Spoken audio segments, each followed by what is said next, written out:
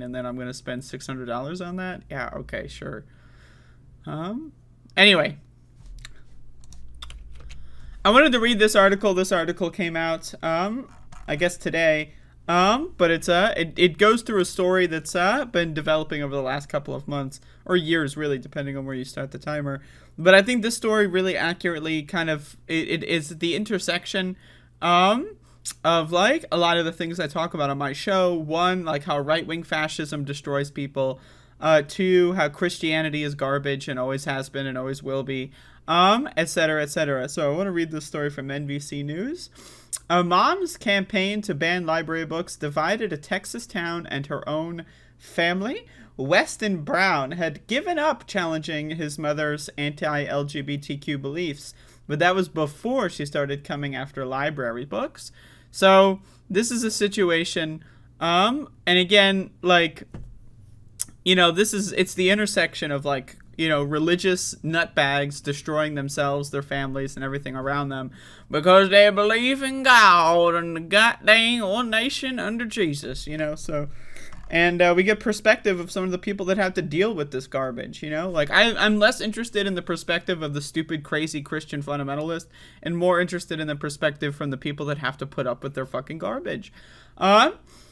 Weston Brown was scrolling through Twitter last month when he came across a video that made his chest tighten. It showed a woman at a school board meeting in North Texas calling on district leaders to ask for forgiveness. "Repentance is the word that's on my heart," she said near the start of the video. For months, the woman in the clip had been demanding that Granbury Independent School District ban its libraries dozens of books that contained descriptions of sex or LGBTQ themes, books that she believed could damage the hearts and minds of the students. Unsatisfied, after a district committee that she served on voted to remove only a handful of titles, the woman filed a police report in May accusing school employees of providing pornography to children, triggering a criminal investigation by Hood County.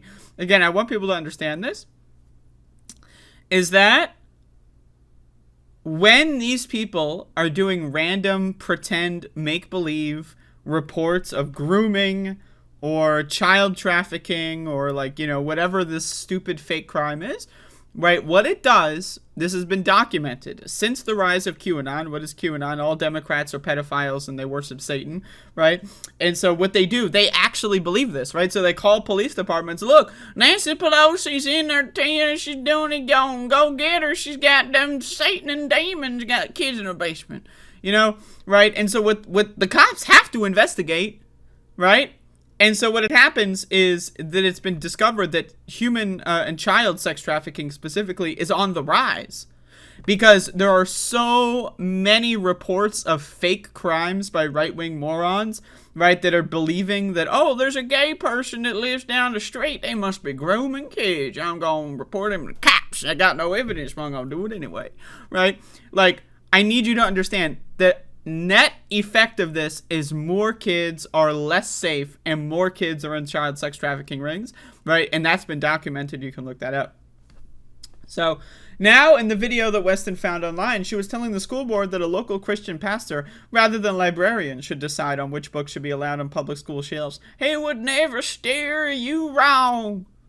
Folks, like, these people are ridiculous. A local Christian pastor should be deciding what kids in public school learn? I need you to understand, this bitch she's on drugs, right? It's just that drug, in this instance, is Jesus, and it's one hell of a drug, but it destroys people's brains, okay? Imagine all the damage that alcohol does to your brain, and now imagine 30, 40, 50 times worse than that. That's called Jesus, that's called religion, that's called Christianity, okay? The clip ended with the woman striding away from the lectern and the audience is showering her with applause. Jesus.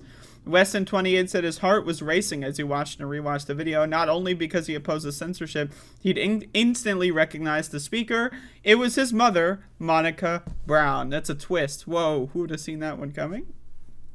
The same woman, he said, who'd removed pages from science books when he was a child to keep him and his siblings from seeing illustrations of male and female anatomy. The woman who'd always warned that reading the wrong books or watching the wrong movies could open the door to sinful temptation. And the one, he said, who'd effectively cut him off from his family 4 years ago after he came out as gay. So here's a little text conversation. Also, I can take your silence on the Thanksgiving question to mean I'm not welcome, right? It wasn't silent. Or I wasn't silent and have not been. Period. Space, space, space. Period, period. Space, space, period. You are not invited to our house for Thanksgiving or any other meal. Now, I want to say I praise the restraint in Weston Brown here. I would have said, go fuck yourself, bitch. If you ever text me again, I will have the cops knocking on your door and filing restraining order. Get the fuck away from me. I hope you die. That would be what I would say. But, you know, maybe my relationship with my mother is a little bit different. My mother's not a religious psychopath, but she was abusive to me when I was a kid, so I have a lot of parental resentment for that. But looks like, you know, again, I won that round because she's dead and I'm not. So Weston, who lives with his partner in San Diego, had long ago come to terms with the idea that he would never again have a meaningful relationship with his parents. He still loved them and desperately missed his younger siblings. He said, but he was done trying to convince his mom and dad that his sexuality wasn't a choice or a sin. Imagine, like, that's your life, right? Like, your life is that you just got to spend, like, there's just a certain amount of low-grade anxiety that, like, oh, yep, my parents are just fucking crazy. And then, like, you know, it's just, like, you see other people that have, like, relationship with their parents and you just get, like, jealous and you get resentful. It's like, how come everyone else is allowed to have two parents and I don't even get one, right? That's fucked up, right? Everyone else gets two parents and I have zero. Like, that's fucking crazy, right? So, like, it leads to that kind of, like, it's a lot of mental health toll to get people, or, you know, for people that don't have good relationships with their parents. Especially when it's over something so stupid, like they believe in some religious sky daddy. It's like, again, it's Santa Claus for adults, right? Like, oh, you learn that Santa Claus is fake when you're what, like 8, 9, 10 maybe, right? Maybe 11 if you're a slow learner, right? But with God, people are like, I'm 56 years old and I believe that Jesus is watching me jerk off and I can't go, the angels are looking out for me and God has a plan, right? Like, what the fuck? What? These people are crazy. They're insane. They're crazy motherfuckers, right?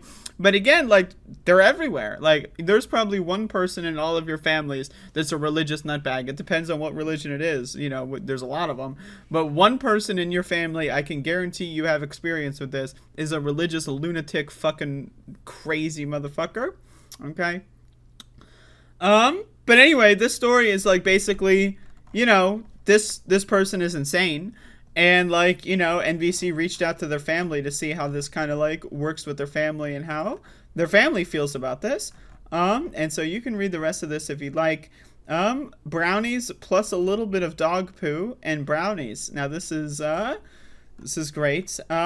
The moral of the illustration, which is popular among evangelical Christians: if you wouldn't eat brownies that might harm your body, why would you expose yourself to movies, books, or music that might harm your soul? Right? This is what we're dealing with, okay? This is what we're dealing with. Her son was disgusted, but he didn't push back on the lesson. She made her point, blah, blah, blah, anyway. So you can read the rest of this.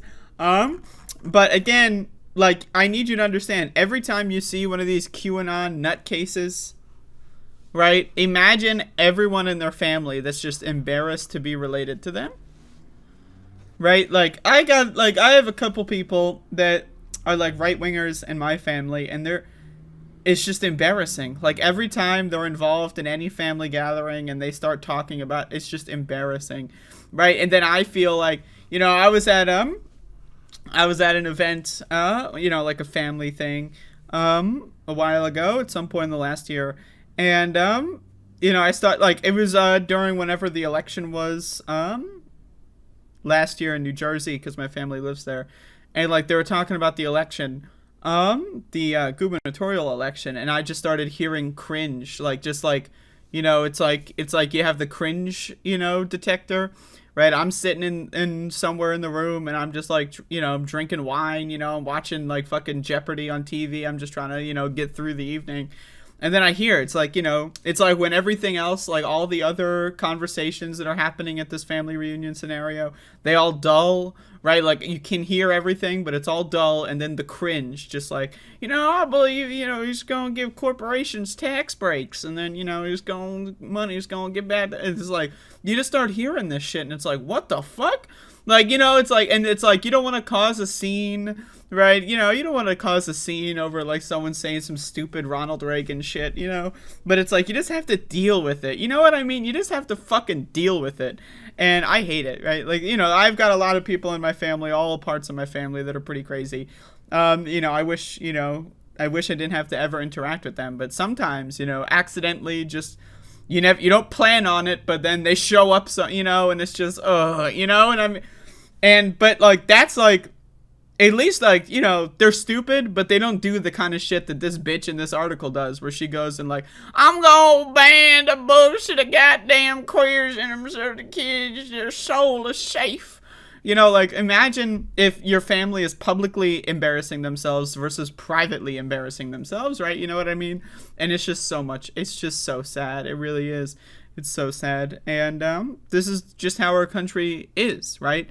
There's 81% of us believe in God because we're a dumb population. We're a dumb population.